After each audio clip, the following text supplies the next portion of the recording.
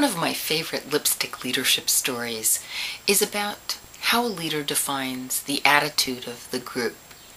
And there's no better person for defining a positive attitude than my mother, Mimi.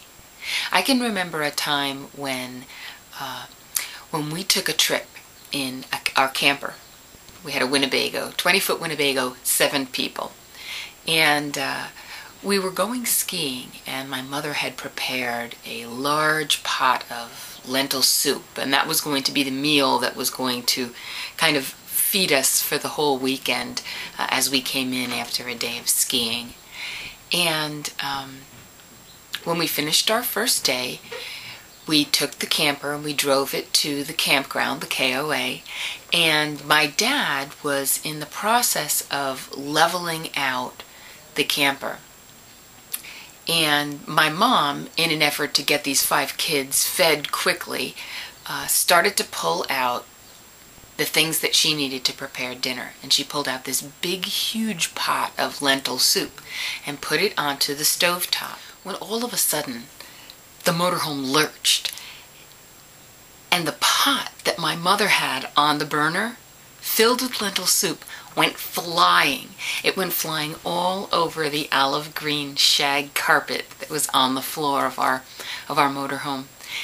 And my dad, in his rush to try and get everything settled and set and hooked up with the campsite, he just quickly jumped out of the Winnebago, didn't even realize what had happened. And my mother turned to see her 5 children, big, wide eyes, wondering what we were going to be eating. And she turned to us and she said, "Shh, it's just fine. I'm going to just scoop up what's on the top of the pile. It never even touched the carpet. It will be just fine. Don't tell your father." And as we stared at her in disbelief, and she scooped our dinner back up into that pot,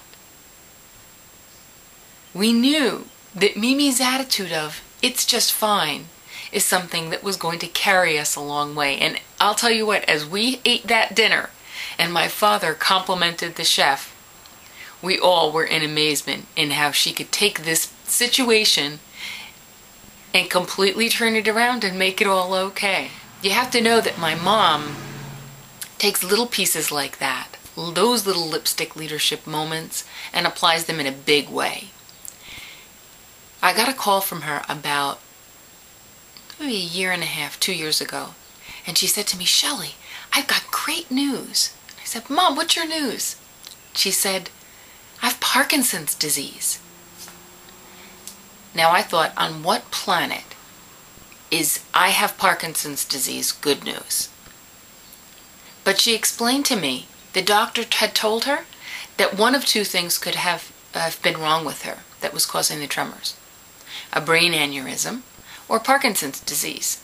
So in her crazy world, the news that she got was good news. A leader defines the climate and the attitude that people work in.